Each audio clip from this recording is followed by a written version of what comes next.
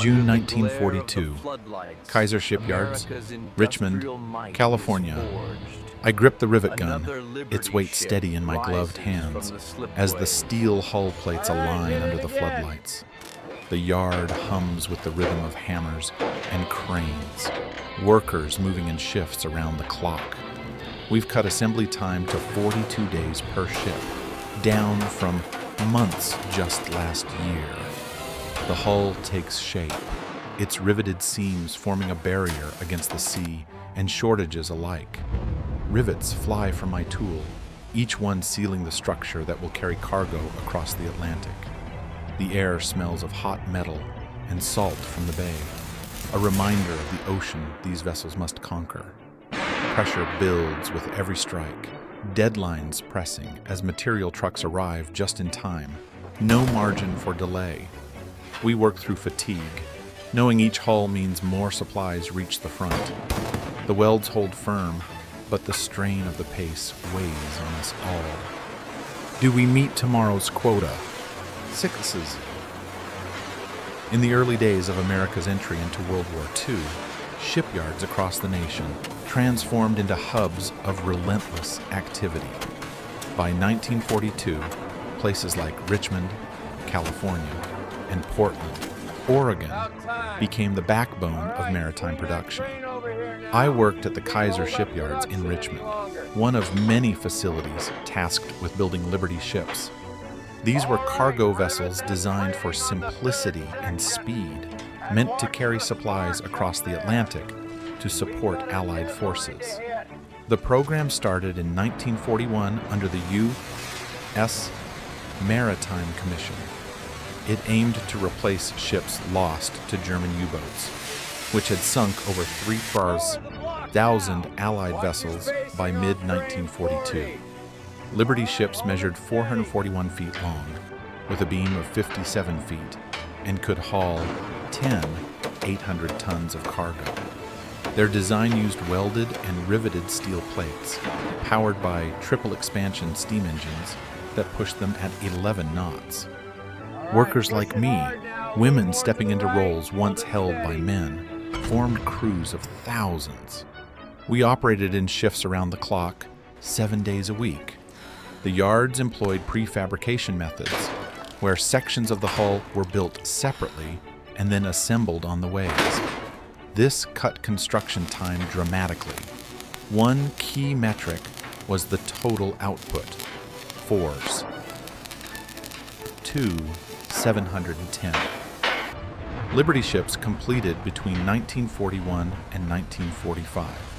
Another was the production rate, which peaked at an average of 3 ships every 2 days across all yards by 1943. Fuel and material efficiency played a role too, with each ship requiring about 500 tons of steel, sourced amid wartime shortages. Reality check number 1. Fours. All right, ready. According to the U. Maritime Commission records, the SS Robert E. Perry was built in just 4 days, 15 hours, and 29 minutes in November 1942, setting a record that demonstrated the program's scalability. Source: Fours. National Archives and Records Administration, RG 178. We faced constant pressure from material constraints. Steel plates arrived in limited batches, often just hours before needed. Rivets, bolts, and welding rods had to be rationed carefully. Yet, the assembly lines kept moving.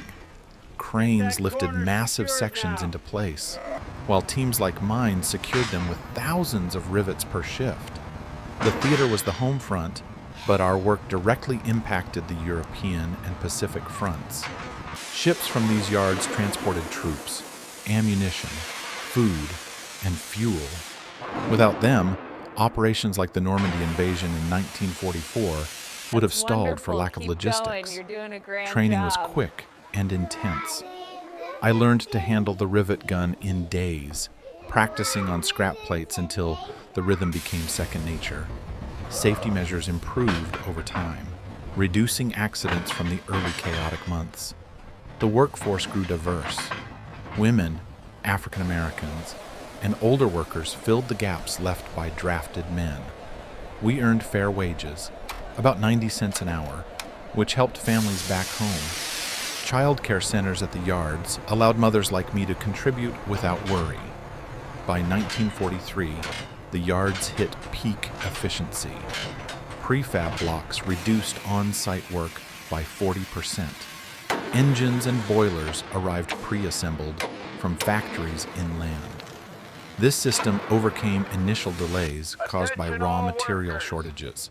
Like the steel crisis in early 1942, our efforts bridged the oceans, ensuring convoys could evade U-boats and deliver essentials. The Liberty ships became symbols of American resolve, their plain design hiding the craft that made them possible. The work we did in those shipyards came down to a simple truth. Relentless assembly under tight deadlines let us overcome material shortages. Each rivet we drove, each plate we aligned, built vessels that bridged oceans and sustained the war effort. The process relied on prefabrication and teamwork, turning raw steel into seaworthy hulls faster than anyone thought possible. This approach created a legacy of American industrial scalability. In global conflicts, it showed how coordinated effort could ramp up production to meet massive demands. Sure. We adapted to limited resources by standardizing parts and streamlining workflows. Shortages of steel or rivets forced us to innovate, like reusing scraps or timing deliveries to the hour. The mechanical insight lay in the balance of speed and strength. Riveted hulls held under pressure, their seams tested against welds that sometimes cracked in cold seas. Our craft ensured these ships could carry 800 tons across the Atlantic, dodging U-boats to deliver fuel, food, and ammunition. This scalability influenced future wars and peacetime industry. It proved that American workers could mobilize on a vast scale, turning civilian yards into arsenals of democracy. The legacy endures in how nations now plan logistics, knowing that production tempo can decide outcomes as much as battles. The morning shift started at dawn, June 1942, in the Kaiser shipyards. I pulled on my coveralls, the fabric rough against my skin, and grabbed my rivet gun from the locker. The air hung heavy with the scent of oil and fresh-cut steel, mixed with the bay's salt breeze. Around me, hundreds of women like me moved toward the ways, tools in hand, ready for another day of building. We gathered at hull number 47, a skeleton of steel frames rising from the slip. The foreman, Mr. Harlan, barked orders through his megaphone. Plates in position by noon. No delays. Steel's tight today. I nodded, climbing the scaffolding with my partner, Ethel. She handled the bucking bar. I drove the rivets. We worked in pairs, a rhythm we'd honed over weeks. The first plate lifted into place by the crane, its edge aligning with the frame. I pressed the gun to the hole, felt the vibration build as I squeezed the trigger. Pop, pop, pop. Each rivet sealed the seam, hot metal cooling fast in the morning air. Ethel braced from the other side, her bar absorbing the force. We moved down the line, one hole at a time, sweat beading under our bandanas. Tension crept in as the clock ticked. A truck arrived with steel plates, but fewer than expected. Shortage again. Harlan paced below, checking manifests. We can't stop. Use what we have. I glanced at the hull, its riveted sections gleaming under the lights. Each seam had to hold. No weak points, or the ship might crack in the Atlantic swells.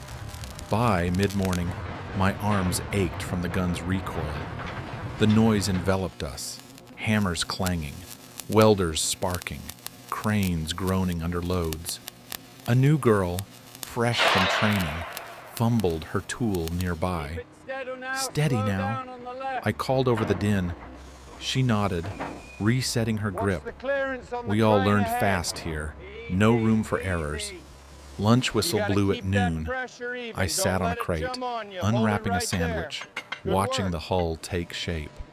We'd secured 3 sections already, but the deadline loomed for launch in weeks. Material trucks rumbled in sporadically, drivers unloading bundles under guard. Steel from Pennsylvania mills, rivets from Ohio factories. Everything timed to the minute. Back on the scaffold, Ethel and I tackled the next plate. It was heavier, curved for the bow. The crane operator eased it down, chains rattling. Hold it there. I positioned the gun, drove the first rivet. The hull vibrated under my feet, a living thing forming from our hands. Pressure mounted as clouds gathered overhead, threatening rain that could slick the steel. A mishap came mid-afternoon. A plate shifted slightly, misaligned by inches. Harlan shouted up, "Fix it now! We can't waste time." I leaned out, gun ready, while Ethel braced harder. Pop, pop. The seam sealed, but my heart steadied only after. One slip could delay the whole yard. As the sun dipped, we finished the forward section. The hull stood taller, its riveted steel hull promising strength against U-boat torpedoes. Fatigue settled in my bones, but the work pulled us forward. We built not just ships, but the bridge to victory. The yard lights flickered on, signaling the night shift's approach. I wiped my brow, gun heavy in my hand, knowing tomorrow would demand the same. The shipyards like Kaiser in Richmond operated on terrain shaped by both nature and necessity. The sites sat along deep-water bays, with flat land for slips and ways that sloped gently to the water. Cranes towered over the assembly areas, their arms reaching 100 feet to lift hull sections weighing up to 50 tons each. The ground underfoot was packed earth and gravel, reinforced with concrete pads to handle the weight of steel stacks and machinery. Weather played a constant role in our pace. In California, fog rolled in from the Pacific, reducing visibility and slowing crane operations during early mornings. Rain turned the yards into mud, making footing treacherous on scaffolds and delaying paint or weld work. Yet, we pressed on, using tarps and heaters to dry surfaces. In winter, cold stiffened the steel, requiring extra time to align plates without cracking. Summer heat exhausted crews, but fans and water stations kept us going. The yards ran regardless, with floodlights piercing the fog or rain to maintain 24-hour shifts. Communications flowed through a system of whistles, megaphones, and runners. Foremen like Harlan used hand signals for crane operators, while shift logs tracked progress in real time. Radios linked the office to the ways, relaying material arrivals or design changes from engineers. This network ensured no section waited idle. Force. Moves. If a plate delayed, teams shifted to another task. The chain of command was clear. Force. Yard managers reported to the Maritime Commission, who coordinated with steel mills and engine suppliers nationwide. Logistics formed the core of the operation. Steel arrived by rail from mills in Pennsylvania and Ohio, unloaded by conveyor belts directly to cutting sheds. Rivets came in barrels from factories, distributed by hand carts to workstations. Prefabrication was key. Fours. Keel blocks laid first, then bulkheads and decks assembled off-site in covered barns to avoid weather delays. Engines from Westinghouse or General Electric shipped pre-tested, bolted in during final stages. Fuel for the ships. Fives. Coal or oil for trials. Fives. Stored in bunkers near the launchways. Picture the yard as a map. From the north gate, rail lines fed into storage yards stacked with plates sorted by size. east lay the cutting and bending shops, flames from torches visible day and night. Central were the slips, 6 or more parallel ways where hulls rose from keels to superstructures. South, the outfitting piers where completed ships received masts, rigging, and lifeboats. Cranes dotted the layout like sentinels, their tracks forming grids for efficient movement. Trucks circled the perimeter, delivering small parts or removing scrap. This setup minimized waste. Scrap steel melted down on-site for reuse, saving tons daily. Worker transport buses ran from nearby housing, built hastily for the influx of labor. Childcare centers and cafeterias flanked the west side, supporting the round-the-clock effort. The process overcame shortages through precise timing. When steel ran low in 1942, yards rationed plates to critical sections first, like the hull bottom for watertight integrity. Rivets, often in short supply, led to increased welding. Fives, faster and using less material. Welders trained in weeks, their arcs sealing seams that rivets once held. Data drove decisions. Daily tallies tracked rivets used per hull. Fives, about 300,000 for a full ship. Fives, and adjusted orders accordingly. Launch rates monitored weekly, with bonuses for teams hitting targets. Reality check number 2. Force. U. As Maritime Commission reports show that by 1943, the yards reduced steel usage per ship by 15% through design efficiencies, allowing production despite national shortages. Source: FORS. National Archives, RG 178, Maritime Commission production files. This tactical setup turned chaos into order. Terrain and weather tested us, but comms and logistics kept the hulls building. Each riveted seam contributed to the fleet that sustained the war, bridging supply lines across vast oceans. The turning point came in late 1942, as shortages peaked and deadlines tightened. Steel deliveries from the mills slowed to a trickle, hit by rail bottlenecks and competing war demands. In the Kaiser yards, we faced stacks running low, plates needed for hulls sitting empty on the ways. The Maritime Commission issued new directives, pushing for faster prefab methods to stretch what we had. A command from Washington shifted everything. They mandated more welding over riveting, cutting material use by 20% per ship. Welders like my friend Clara trained overnight on the arcs, their sparks flying brighter than before. But the change brought risks. Early welds cracked in tests, especially on curved sections where stress built high. One hull, number 52, showed seams failing under pressure simulations, forcing a rework that delayed launch by days. Weather added to the strain. Winter rains turned the yards slick, water pooling on unfinished decks and rusting edges before paint could seal them. Fog delayed cranes, their operators straining to place sections without mishaps. Enemy action echoed from afar. Faves. U-boat reports from the Atlantic urged us on. Knowing each delayed ship meant supplies short for troops. We adapted on the spot.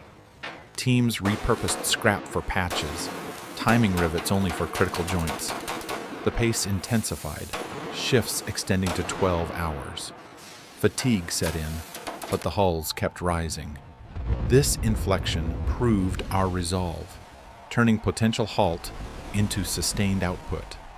Yards nationwide followed suit, ramping to 18 ships launched in 1 month by early 1943. The real shift was in mindset. We moved from building ships to engineering solutions under constraint. Each adjustment saved tons of steel, ensuring the fleet grew despite limits. In the dim light of the shed, I touched the cooled, riveted steel hull, its seams rough under my fingers, a testament to craft holding firm. One common myth about Liberty ships holds that they were rushed junk, prone to breaking apart at sea due to hasty construction. Stories spread of hulls cracking in cold waters, suggesting American yards sacrificed quality for quantity. But records show this stemmed from early welding issues, not overall design flaws. The ships used a combination of rivets and welds to speed assembly, but brittle fractures occurred in about 12 vessels out of thousands, mainly from low-grade steel in harsh North Atlantic conditions. Engineers fixed this by adding crack arresters, 5Es, steel straps riveted across seams, 5Es, and improving weld techniques. Reality check, 4s. All right, hold it steady. Yes? Maritime Commission investigations found that of 2 710 Liberty ships built, only one, 500, experienced any fractures, with just 3 total losses attributed to structural failure. Most served through the war and beyond, some lasting into the 1970s. Source: Fours, American Bureau of Shipping Reports, via National Archives RG 178. The fact is, these ships were engineered for durability under wartime constraints. Their simple design allowed repairs at sea, and they delivered over 75% of Allied cargo without major redesigns. The myth overlooks how American craft adapted to shortages, turning potential weakness into reliable strength. Riveted hulls like the ones I worked on proved resilient, bridging supply lines when precision mattered most. November 1942. Rain pelted the Kaiser shipyards, turning the gravel paths to mud under our boots. I clutched my rivet gun tighter, its handle slick from the downpour, as we climbed the scaffolding around hull number 62. The air carried the sharp tang of wet steel and ozone from nearby welders' arcs. Floodlights cut through the gloom, casting long shadows on the half-formed structure below. Ethel and I positioned ourselves at the midship seam, where plates met in a critical joint. The foreman shouted from the ground, "Keep pace. Launch in 2 weeks. No stops."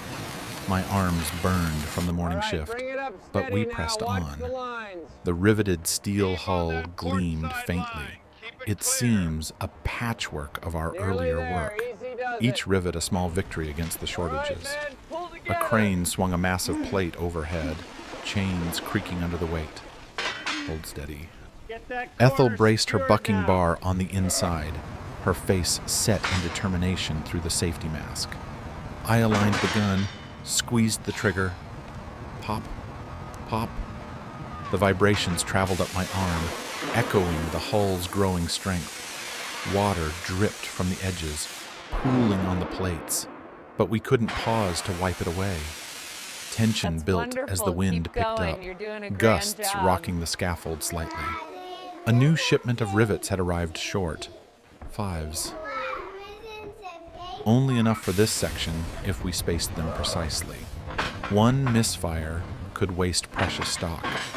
I focused on the hole, the gun's barrel steady despite the chill seeping through my gloves.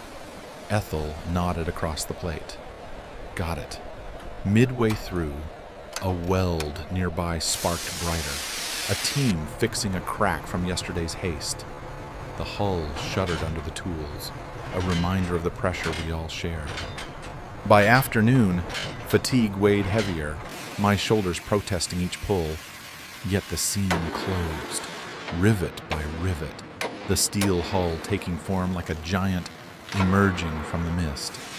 As the whistle blew for break, I stepped back, hand brushing the cooled, riveted steel hull.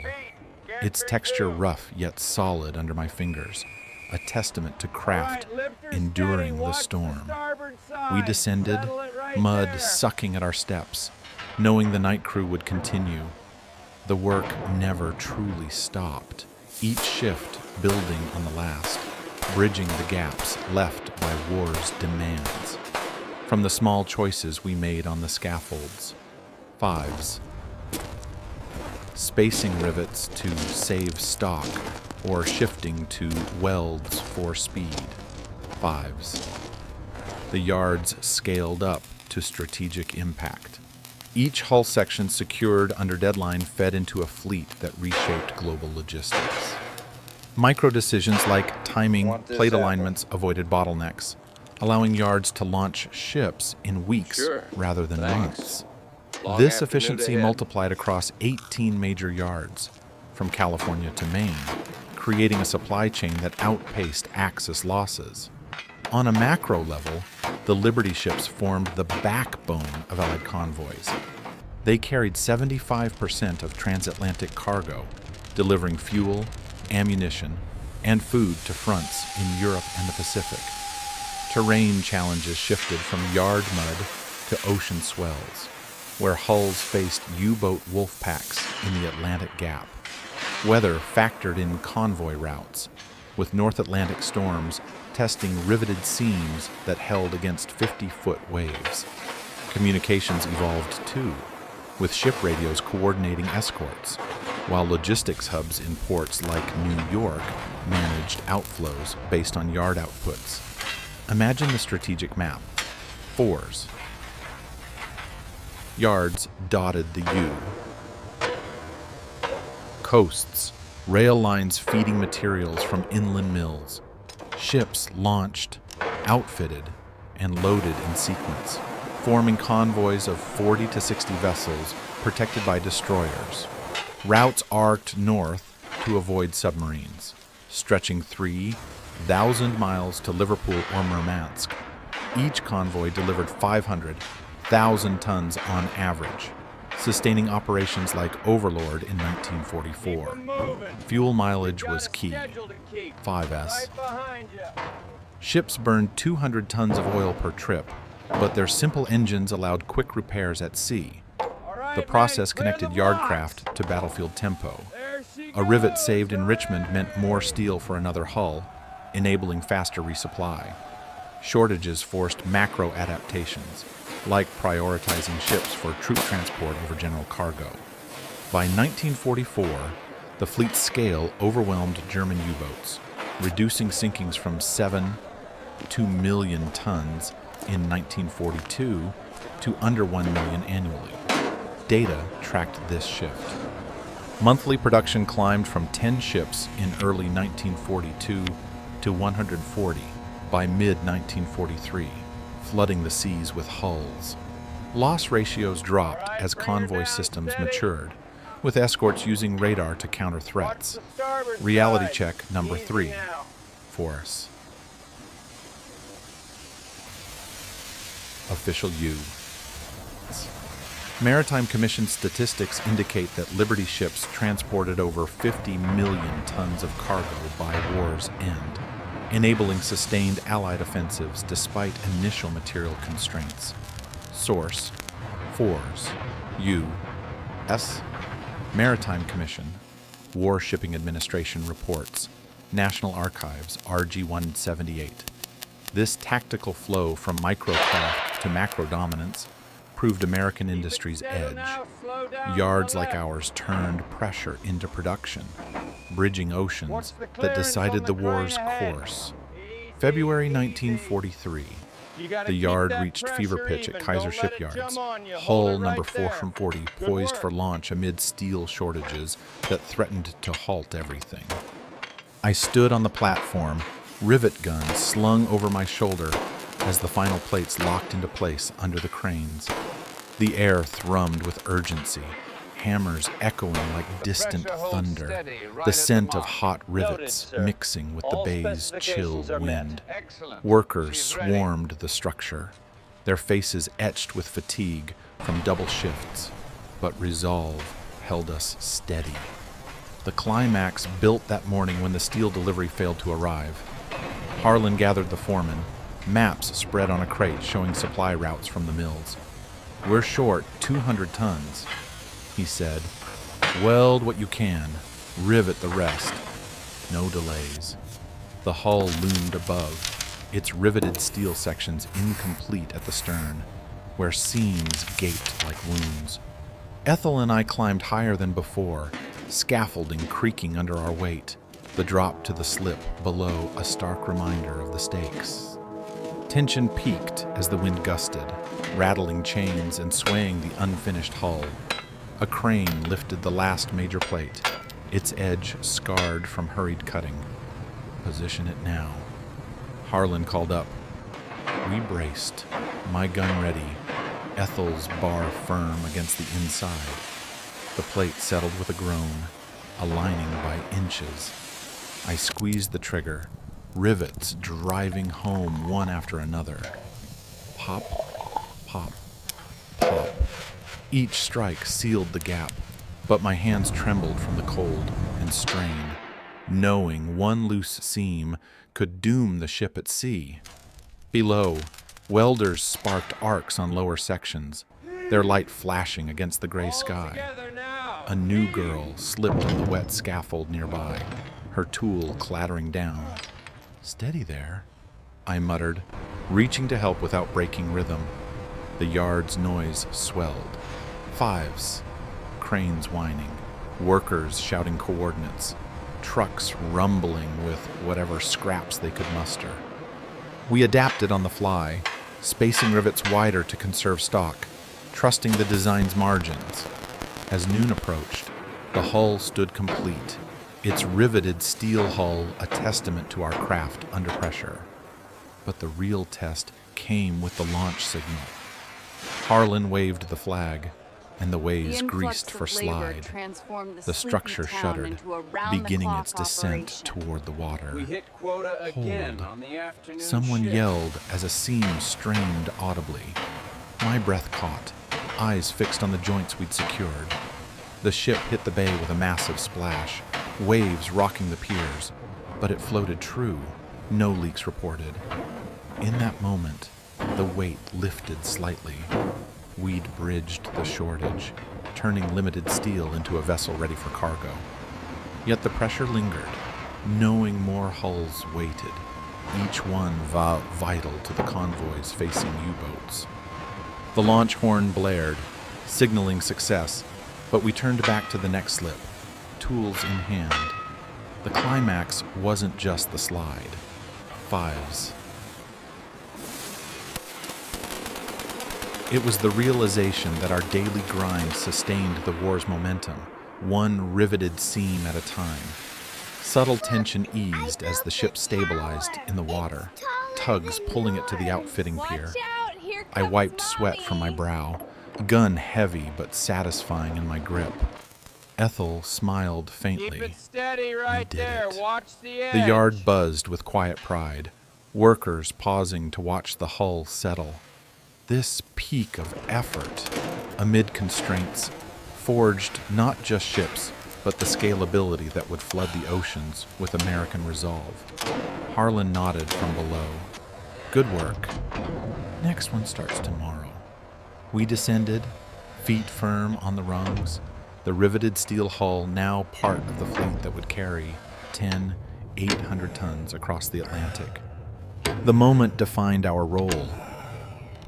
Craft under deadline, overcoming shortages to bridge distances that decided battles. Fatigue lingered, but so did the drive, each of us a link in the chain. The launches continued through 1943 and beyond, each Liberty ship sliding into the water, marking a step toward Allied momentum. In the yards, we cleared the ways for the next hull, tools cleaned and reset, the rhythm unbroken despite the toll on our bodies. The immediate aftermath saw these vessels fitted out quickly. Fives. Masts raised, engines tested, cargo holds inspected for seaworthiness.